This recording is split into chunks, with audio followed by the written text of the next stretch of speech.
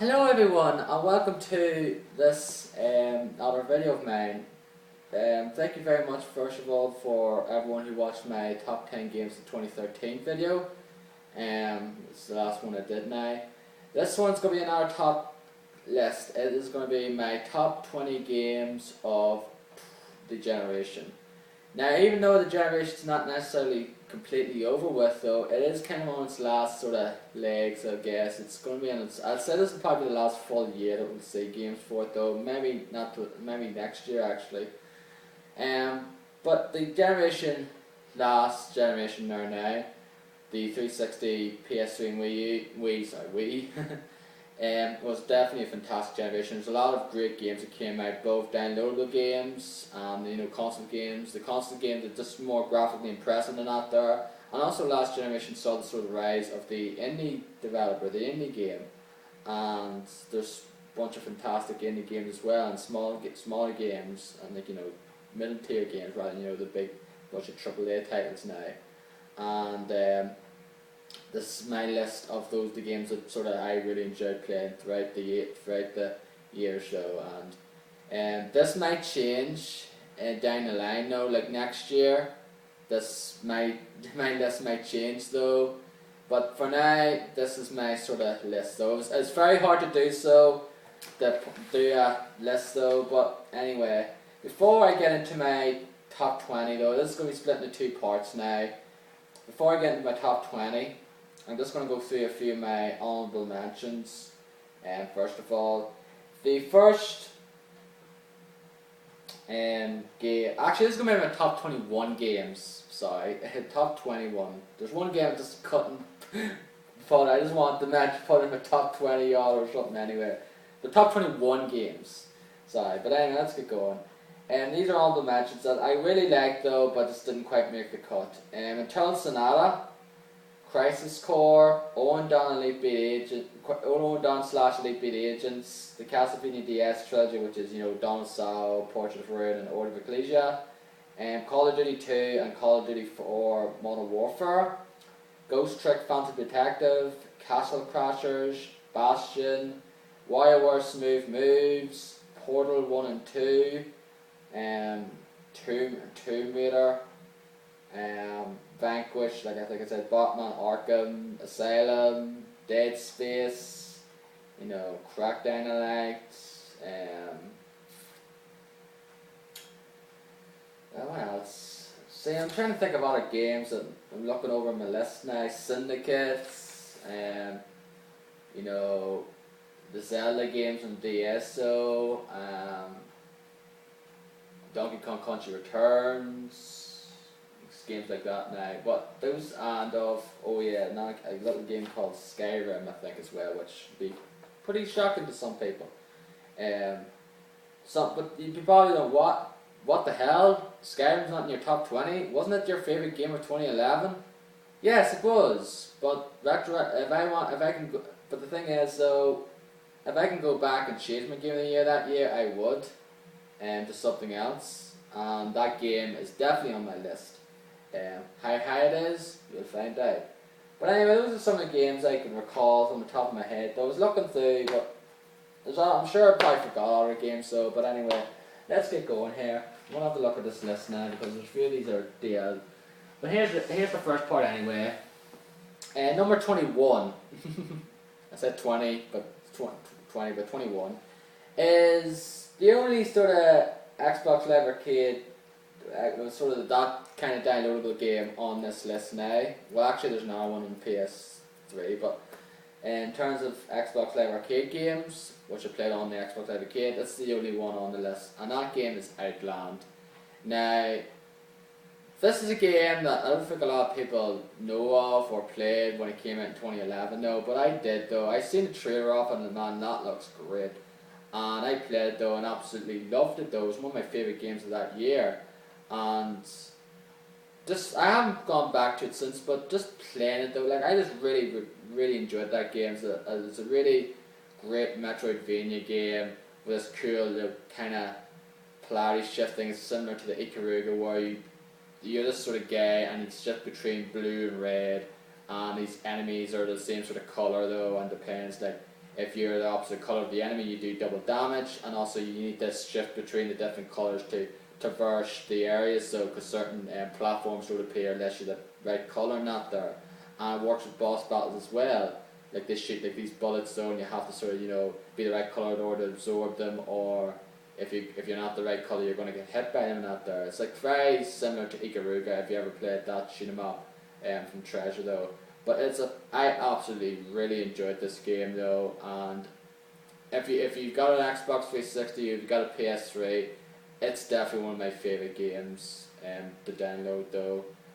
Came out a few years ago, and it was memorable enough to hit my top list, well, the 21, the thing list. Okay, let's get going here. Number 20 is a Wii game. It came out in 2008, so it did, and this will probably one be like, what the hell? It is Mario Kart Wii. A lot of people don't like Mario Kart Wii. They felt it's really unfair. It's very balanced, like rubber band AA though, which I can get though. It pretty much is like, but most Mario Kart games are that way though.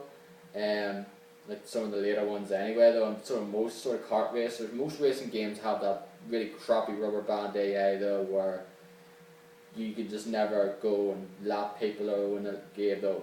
But this one here is definitely one of my favourite Mario Kart games, mainly to do with the online though. When I got this and it came out though, I pretty much played the online non-stop for a few weeks and just couldn't put it down. Just had a blast having like full 12 room and just like going to the different courses and just like I won a few races, and sometimes I was going to win a few races, and all of a sudden everything just came up your ass, and you just ended up being in the bottom half because of just luck. Half of the winning is relying on luck though. It's not always the best to be in first place though throughout the race, because it's definitely going to backfire on you though, and it definitely did with me in a few situations when I played though. I haven't played this in a while though, but absolutely love playing it though anyway. It's definitely one of the best Wii games in my honest opinion. I couldn't put it down though. It's delightful. I'm really looking forward to Mario Kart 8 and the Wii U, and hopefully it brings back some of the memories I had playing this game. Number 19 is the only handheld game on my list, so it is. Unfortunately, as I say, I really do like playing handheld games, but it's not necessarily one I don't play a whole lot of them though, but I know a lot of people do though, but I do love playing handheld games though. Heck, say my favourite game of last year was a handheld game, but this one I really just absolutely love playing though. It's my favourite DS game, so it is, and that is Mario & Luigi Bowser's Inside Story. Just such a class act from start to finish. Like I loved the Mario & Luigi games before this though. Like I loved Superstar Saga, and I liked Partners in Time. People dissing that one, I liked it. I think Dream Team's the weakest in the series. Like it goes on too long, but this is definitely the best one in the series. So it just has so much great gameplay though. I love the fact that you go inside Bowser and traverse the different parts of his body though, and you play as like big Bowser and have these cool giant battles against these various enemies with Bowser, and just traversing to the different areas, and just the great gameplay that's in the previous Mario & Luigi games is just retained here and just makes it better than ever, and just the dialogue's just so funny and just really top notch. And let's say this is definitely the best one in the series. So it came out in 2009 and it hasn't been topped. I absolutely loved this game. It's a great game. Number 18 is a beat 'em up game.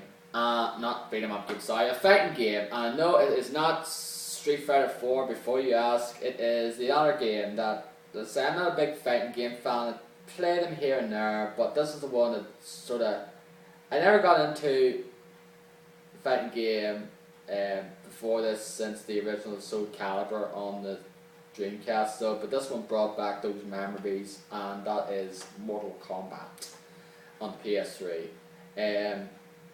Like I got this when it came out, played the story mode, absolutely loved it. So I did though, and I played a lot of the challenge tower stuff though. I never finished it though, but I just really enjoyed the gameplay. Just the gameplay is just so fun, so fluid though. Just pulling off the different combos and doing the special moves and the fatalities and that there. And like I said, the challenge tower was great though because it just reminded me so much of the mission mode in the original Soul Calibur on the Dreamcast. And the fact as well though, this came out when the whole PSN hacking scandal happened though, and therefore the offline was off.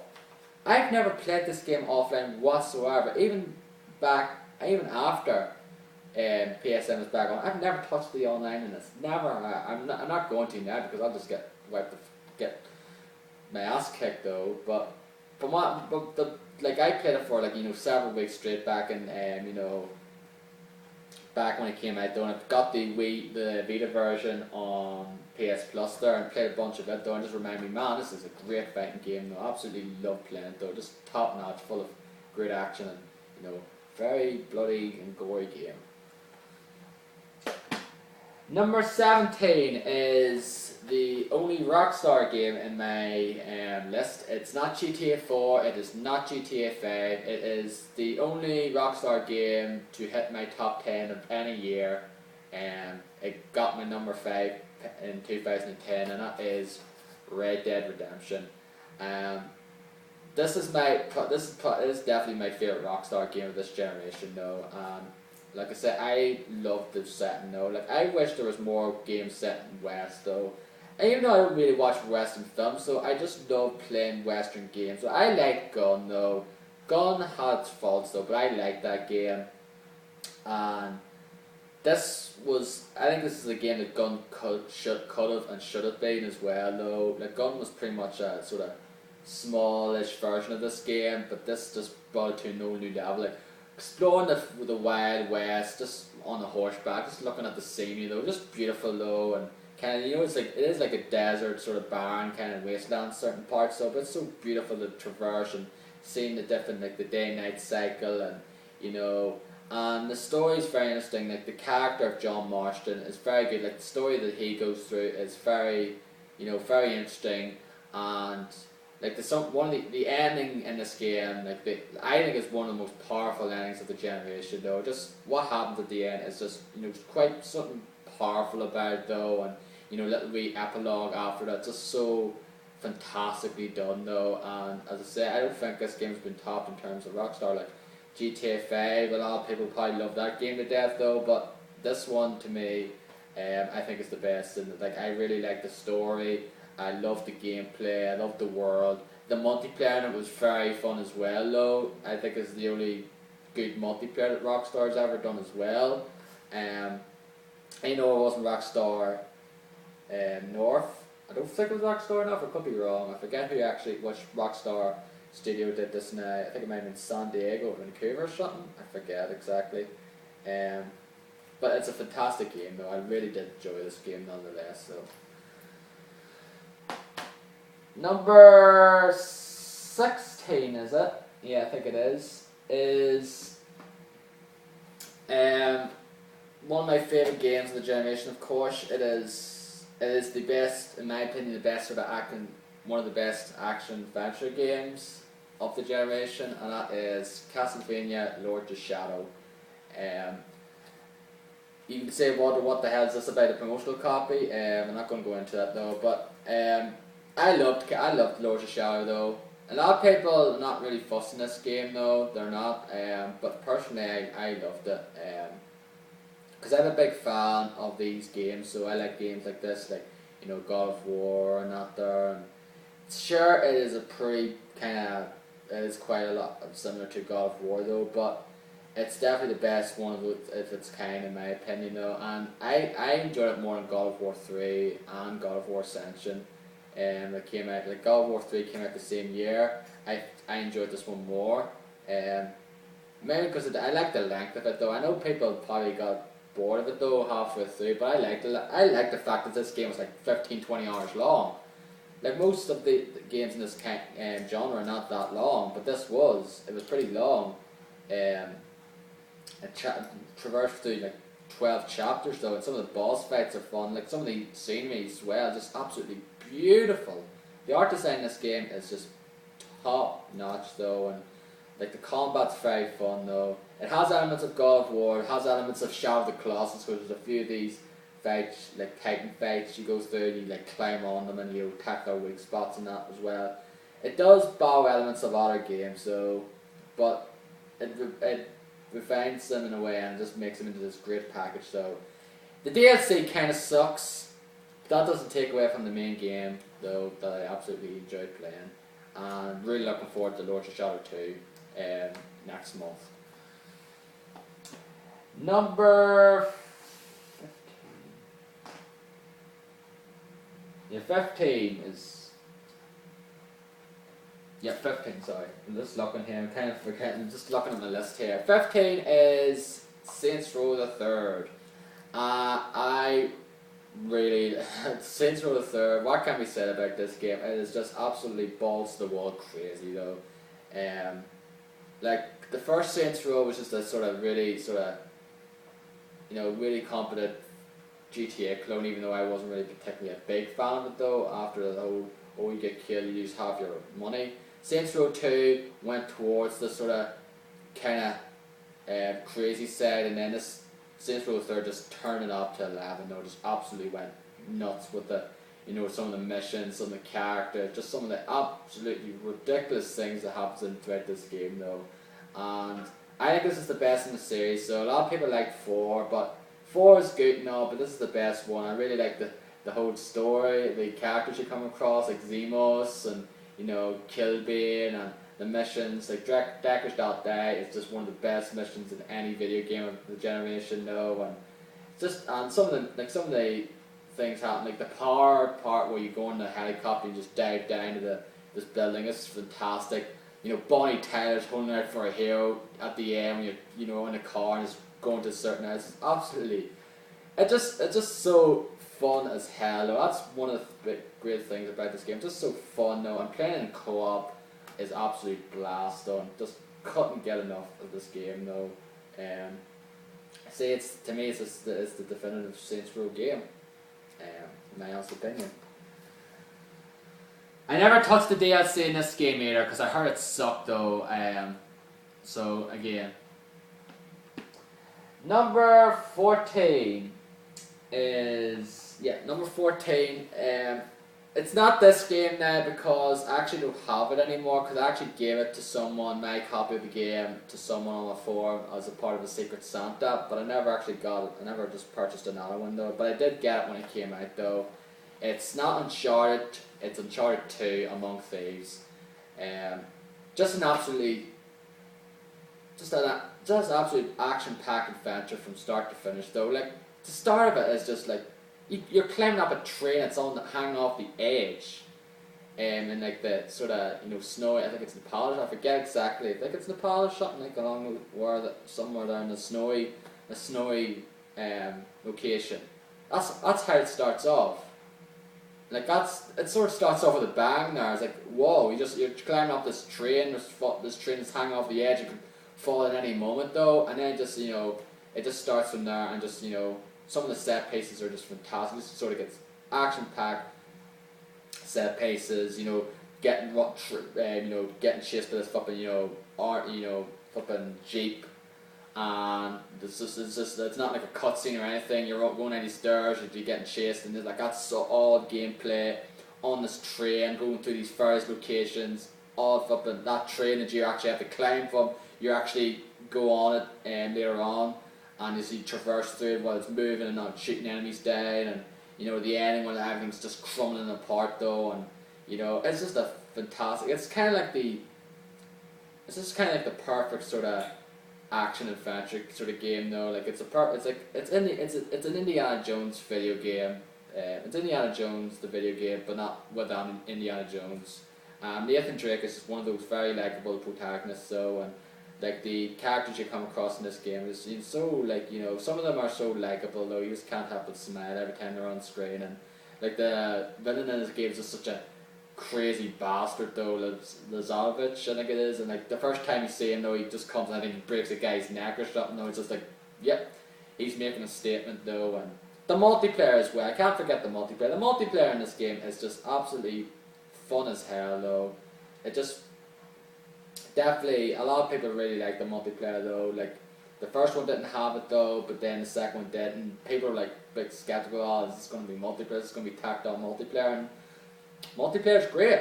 It's a lot of fun, and Uncharted 2 is definitely the best in the series. So Uncharted 3, good game, but definitely not as good as 2.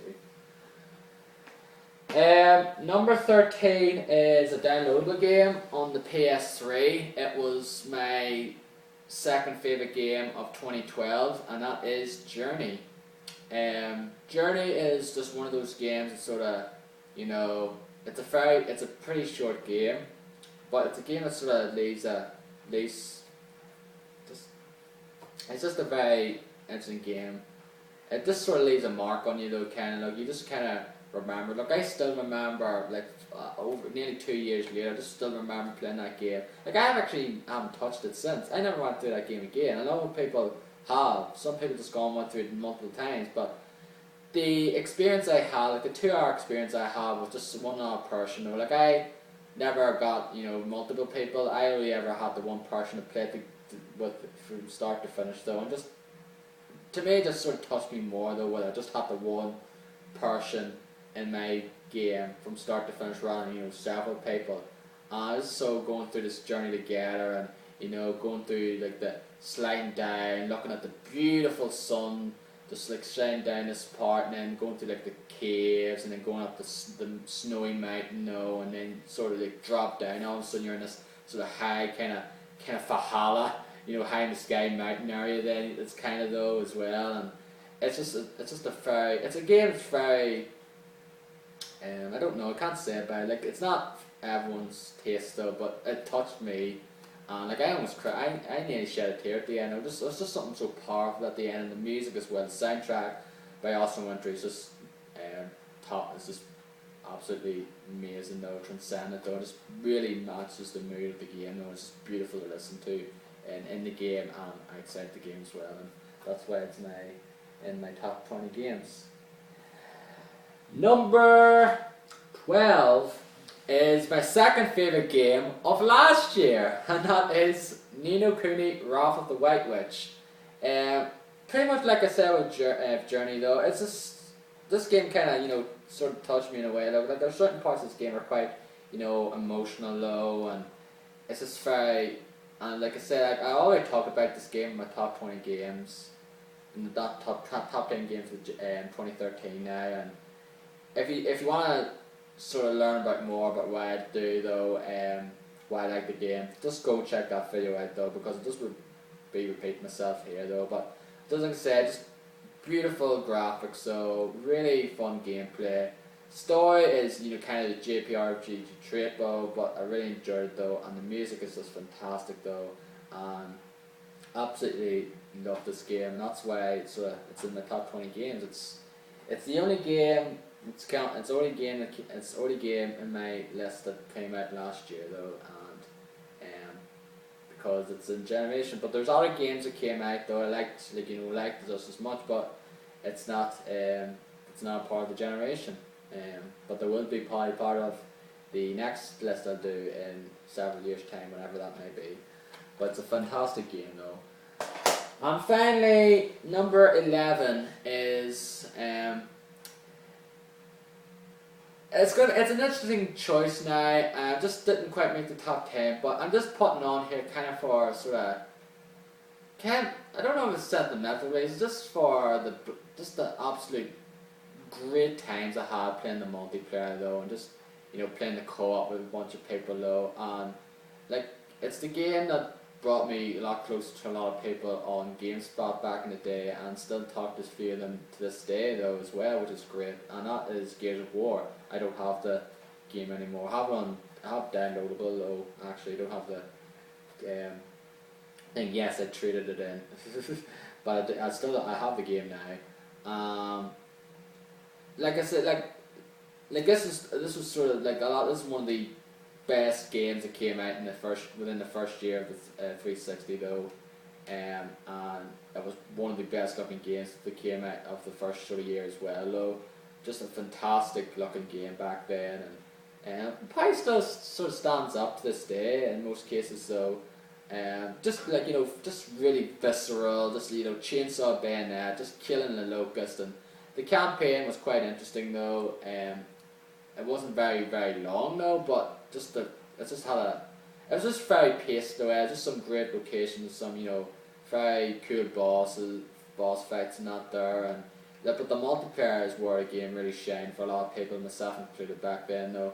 I wasn't very good at it though, but playing with friends though and getting annoyed at certain things, it was just an absolute blast though. Like, I got it when it came out though, and played a bit of it on ranked though, and just wasn't really fussing though, because every time I just got teamed up with people, I just lost all the time though. But someone on the list then got the game though, got a 360 along with the game, and then that was it. That we pretty much played that game for a good majority of the year though. Pretty much played for like 6 months or so after, 6 months straight then, and then that sort of went, and then we sort of reunited then for, Modern Warfare. A bunch of people played there as well. But after the Gears of War bashes we had though, that we played, like, a lot of people stayed up to, like, early hours of the morning playing that with each other though. And sometimes there's even like people waiting in to get into the lobby, because it was just so popular back then, for a lot of people. And I just absolutely had a blast. That's the main reason why this is in the top 20 games of the generation, just because the absolute fun times I had playing that game though. And it's just a shame we never really rekindled that there again. Like, Modern Warfare we did though, and that was probably the last one. But Gears of War 2 didn't do, because of the broken matchmaking system though, and we just never rekindled that same spark we had with the original Gears of War. It just came at the right place at the right time though, and that's just really enjoyed playing it though. And just remember those days fondly, so I do, playing with the guys, and really enjoyed it. So anyway, that is my 21 to 11 actually. It keeps saying top 20, it's 21 to 11 though. So anyway, next will be my top 10 games of the generation. What will they be? Stay tuned.